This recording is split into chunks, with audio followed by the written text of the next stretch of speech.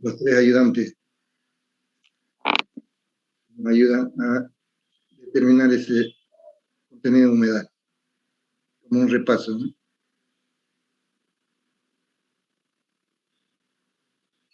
Fórmula, 25%, ingeniero. Ya, 25%. Vean que están recordando entonces la fórmula. Ahora vamos a decirle cuál era. Peso húmedo menos peso seco sobre peso seco. La referencia es peso seco, ¿no? ¿Cuánto de agua tiene, en otras palabras, esa probeta? El 5% es agua. Y aquí está entonces, 25%. ¿Cuál es su densidad? También nos preguntamos. Puede ser densidad húmeda en este caso, densidad seca en este otro. Y es que es densidad seca, ¿cuánto será? A ver si calculan los ayudantes. 0,97. Eso. ¿Qué hiciste para llegar a ese resultado? ¿Qué operación hiciste? Un ratito, ingeniero, creo que era el peso seco sobre el volumen, perdón, el volumen. ¿Cuál volumen? Hay dos volúmenes, ¿no? Y si bien no claro, sería también del volumen seco. Volumen seco, así que volumen seco, entonces, ¿y por algo más o es simplemente eso?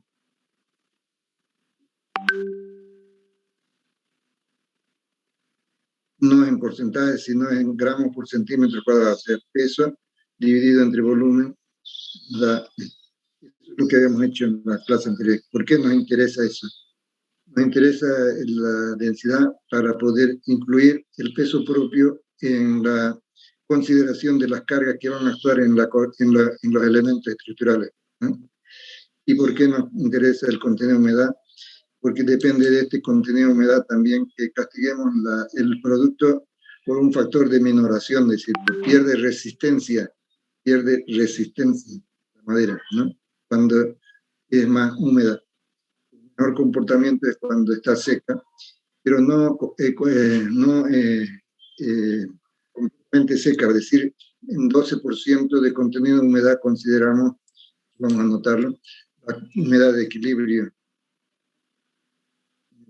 Contenido de humedad de equilibrio, vamos a decir que es para nuestra región, ¿no? Para nuestra posición geográfica.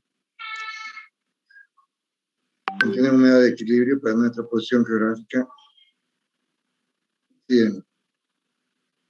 12%. 12%, ¿no? Vean que si secamos la madera a un 8%, cuando la exponemos a las condiciones de temperatura y humedad del ambiente predominante en la zona, no va a pasar de este 12%, ¿no? O sea, no va a tomar más humedad, pero sí puede secarse, es decir, ¿no? Cuando hay otras condiciones, puede secarse esta, pero eso va a mejorar su comportamiento, pero no va a pasar de este 12%. ¿Qué es lo que significa ese 12%? Para un trabajo, por ejemplo, de precisión que pueda haber en el ensamble de piezas, en carpintería especialmente, que las piezas no se van a separar entre ellas, ¿no? Van a mantener, si es que son encoladas, por ejemplo, no van a haber tensiones en las colas que quieran separarlas. Si las ponemos una al lado de la otra, cuando se hace encofrado, por ejemplo, con madera verde, que normalmente así se trabaja porque no se consigue con madera seca para ese trabajo en esas cantidades que uno necesita. Entonces, si pones unidas una con otra de las piezas, te vas a dar cuenta que a los 3 días, cuando esté para hormigonar, ya quedan ranuras apreciables por donde puede haber fuga del hormigón, ¿no? Y esa es la contracción. Me interesa la contracción, pero que se basa en el contenido de humedad también. Entonces, vemos acá que es, por ejemplo, referida a la dirección de corte. Corte sería radial, tangencial, longitudinal. Cuando es corte radial, Entonces hacemos A menos A' sobre contracción, es decir, sobre el origen, A por 100, así es, eso es lo que sacamos acá. Vean que son significativos estos valores, 6%, 10%. Si les preguntara, por ejemplo, cuál de las contracciones es mayor en este corte o en este otro corte, entonces la respuesta tendría que ser en tangencial, reduce más la dimensión, ¿no? Sí. Longitudinal es muy pequeña en relación al resto. Después habíamos visto que era importante ya entrar a la determinación de las propiedades mecánicas de la madera. ¿Y para qué? Para poder dimensionar las piezas, darle la dimensión de sección necesaria para que la pieza trabaje dentro de los límites de tensiones que podemos nosotros recomendar en base a estos ensayos, ¿no? No es que se vaya a hacer ensayo para cada estructura, sino ya se tiene una serie de ensayos que se han hecho para diferentes especies y tomamos de ese resumen de piezas, tomamos los valores que nos sirven para el dimensionamiento, así como el hormigón, por ejemplo, cuando hablamos de tensión característica, acá también hablamos de tensión característica para flexión, tracción, corte, es decir, el módulo elástico también, ¿no? Pero ¿cómo se lo hace, decíamos? ¿Cómo se hace ese ensayo? La norma que ampara estos ensayos es la norma americana, es decir, que es la que estamos usando. Y seguramente que lo tenemos por acá en definición, ASTM, que es Sociedad Americana para el Ensayo de Materiales. Debemos tenerla en algún lado. Sociedad Americana para el Ensayo de Materiales. Entonces, ¿qué probeta nos recomienda esta norma para esta compresión paralela? Entonces, decir, por ejemplo, la norma ASTM y la probeta debe tener esta dimensión. Si la máquina tiene la capacidad de romper en esta dimensión, es una máquina grande. Si es pequeña la máquina, de 10 toneladas, por ejemplo, entonces tendrá que ser más pequeña la probeta. 2.5 a la mitad de todo eso, 2.5 por 10 centímetros. Ya, pero no diría por qué no hago con otras dimensiones. Porque esta altura condiciona la madera a una esbeltez pequeña que la sitúa en el grupo de maderas cortas. Falla netamente por compresión, si es que a partir de 20 para abajo, ¿no? Por compresión. Pero cuando es más larga, entonces pueden intervenir ya otros factores, como ser, por ejemplo, el pandeo, ¿no? Se dobla y no nos da el resultado que esperamos. Lo que queremos es la compresión paralela a las fibras para esta madera en su condición de madera corta. Ya hay fórmulas para establecer reducción en lo que se refiere a la capacidad de una columna, por ejemplo, para situarla en una condición de intermedia. Sería corta, intermedia y larga.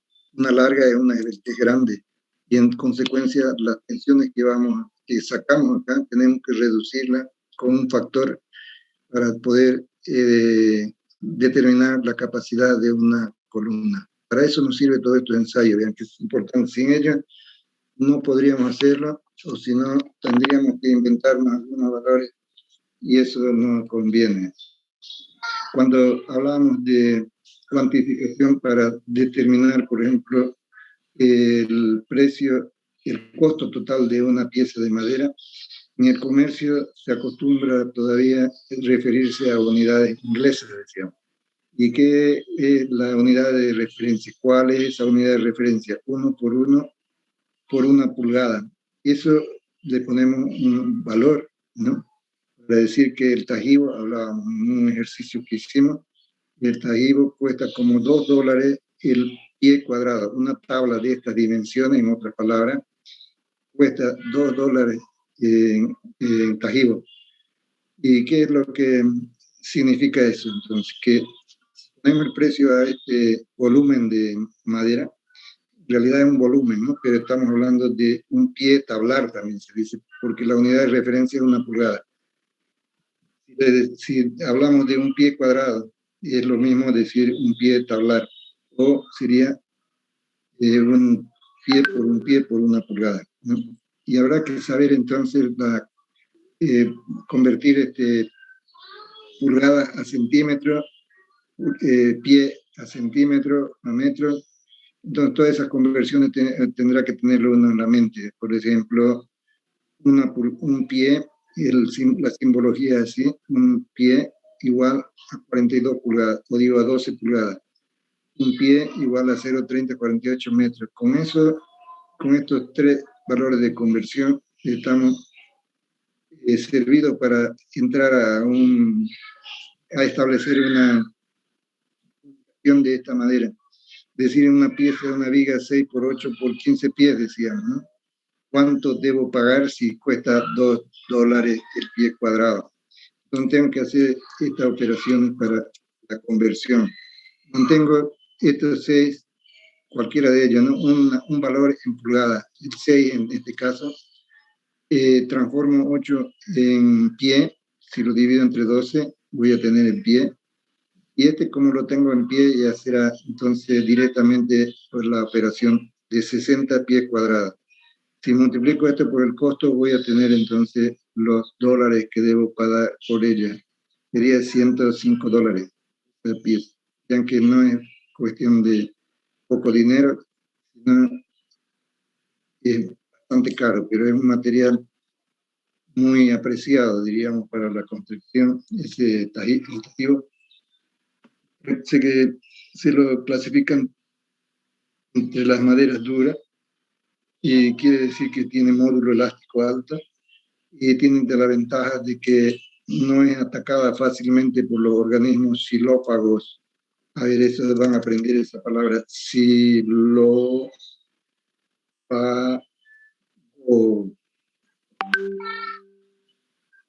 Xilófago.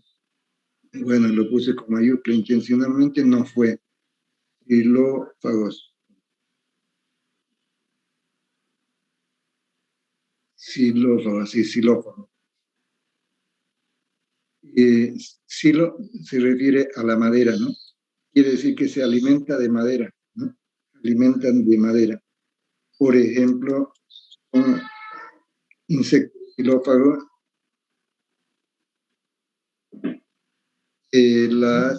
ya sus compañeros habían hablado de esto antes. ¿Cuál ejemplo decíamos? ¿Termita? Las termitas, así es. Las termitas, entonces. Termitas, ¿no? Eso. Y hay otros insectos también que se alimentan de manera, muchos insectos que se alimentan. Hay unos pulverizadores que apenas se los ve, que son tan pequeños que cuando penetran la madera comienzan a hacer un polvillo. Cuando uno se da cuenta que cae ese polvillo a otra parte del mueble, estamos en presencia de un inquilino dentro de la madera, ¿no? Que se reproduce muy rápidamente. Y habrá que tomar las precauciones del caso para poder evitar entonces ese problema, y es a través de productos preservantes de la madera, especialmente a madera blanda.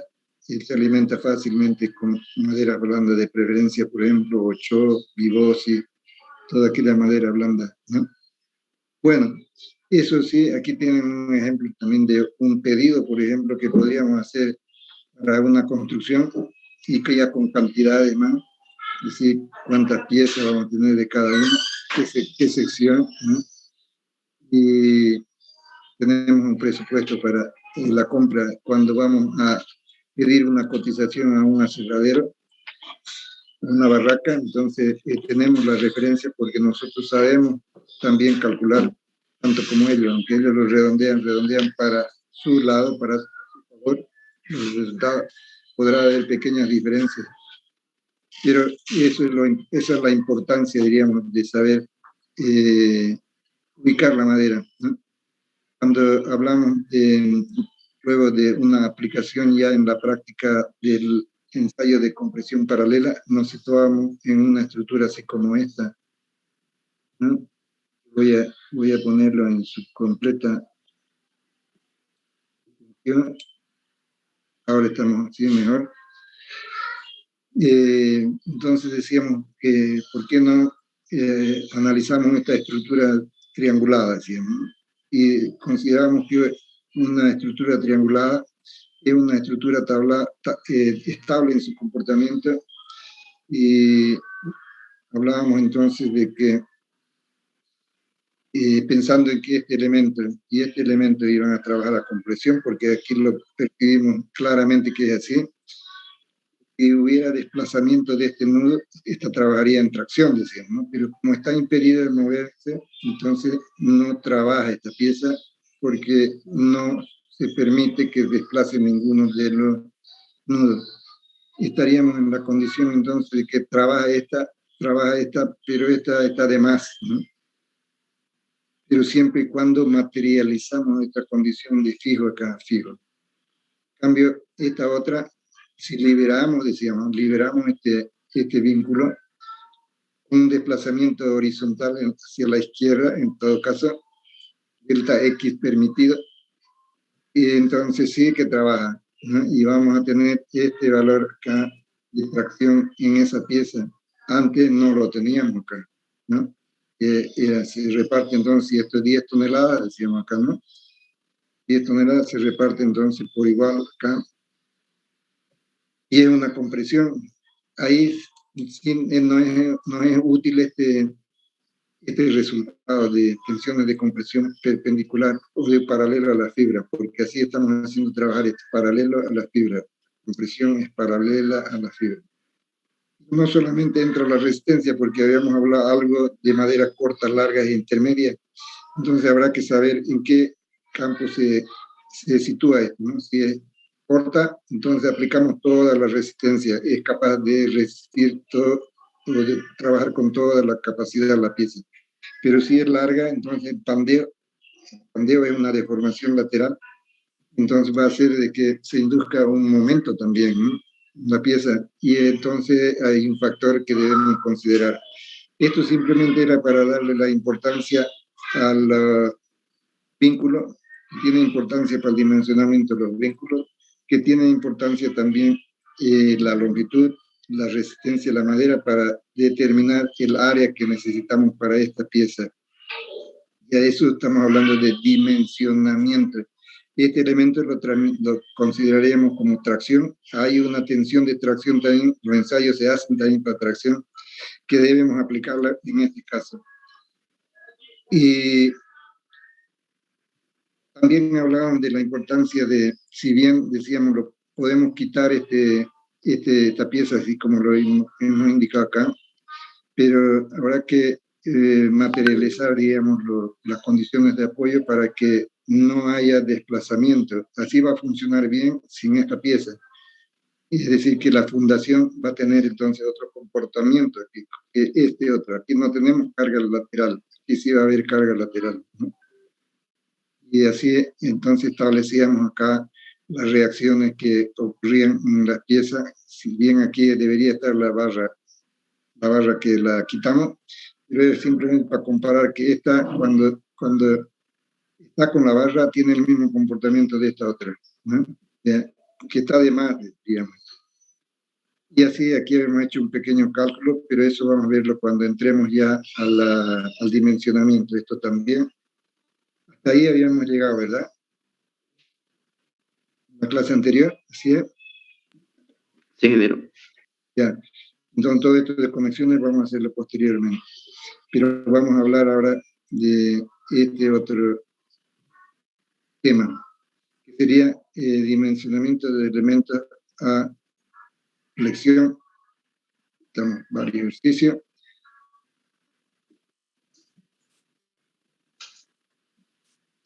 Aquí estamos. Este sería el segundo tema que veamos. Otros temas de uniones, vamos a verlo después.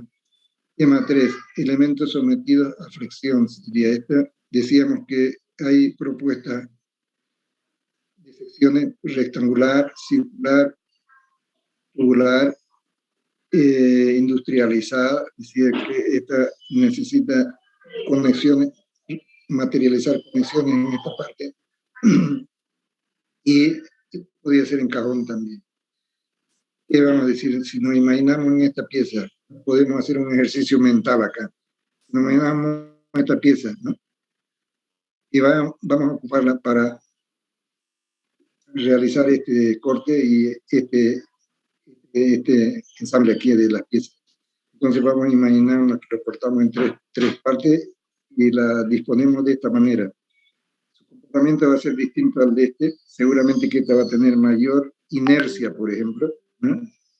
Y la inercia entra para la flexión y para la deformación. Entonces, por lo tanto, su comportamiento va a ser mejorado, decimos, cuando llevamos el área que tenemos en demasía aquí en la parte cercana al centro y la convertimos entonces en una viga H, así como está indicado acá.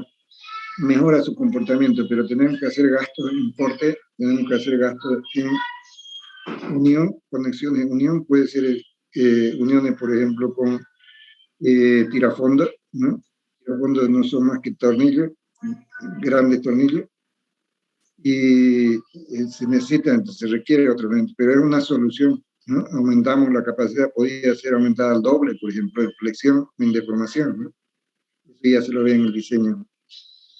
Entonces, aquí vemos la importancia de recordar para ustedes lo que vienen a ser las propiedades geométricas, ¿no?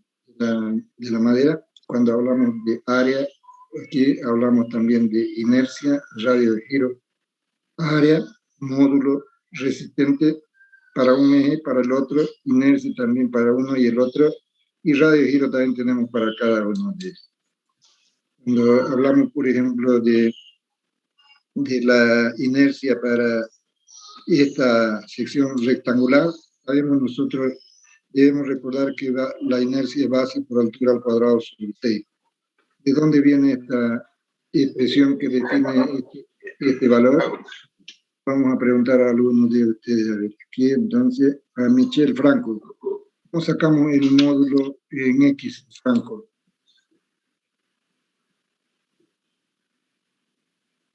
Michel Franco, Isa Franco.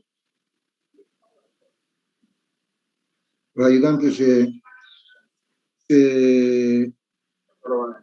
escondieron en la sombra. Hay uno solo que quedó. El ingeniero. Tiene que aparecer porque si no vamos a ponerle ausencia. No, nos castigan con su ausencia. Sí. Es la inercia sobre H medio. Así es, inercia sobre H medio, está muy bien eso. Y esto también lo mismo, pero con relación ya a B. Y esto, la inercia, recordamos que es base por altura del cubo sobre 12, está bien. Y radio de giro también, si nos puede complementar entonces Montenegro.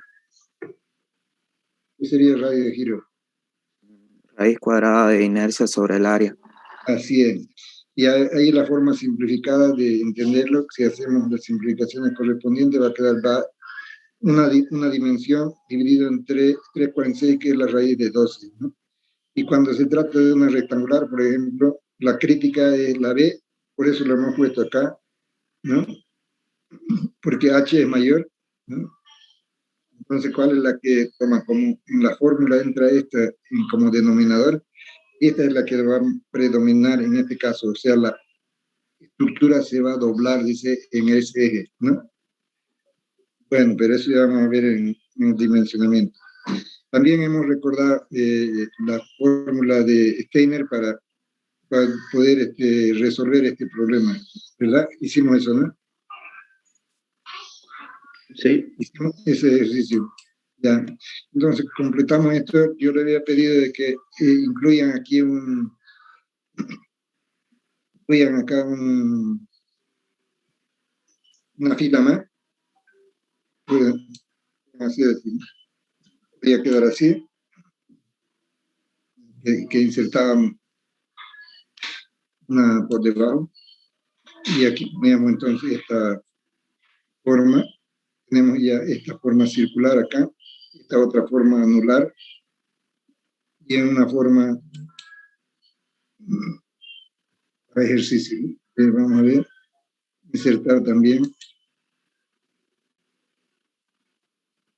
otra. Entonces aquí podemos hacer el dibujo para esta, y el otro, para esta, nos faltaría para una, 2, 4, 5 son. 2, 4, falta una.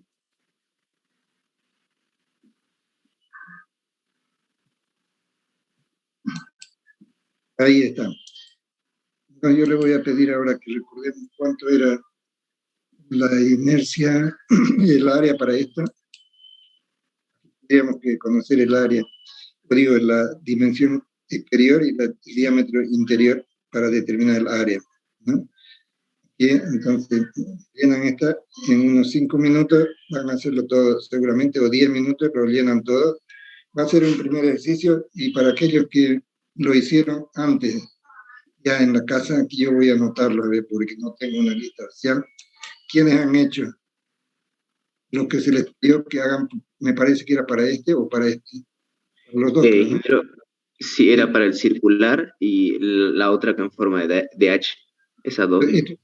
Esto creo que hicimos en el curso, ¿no?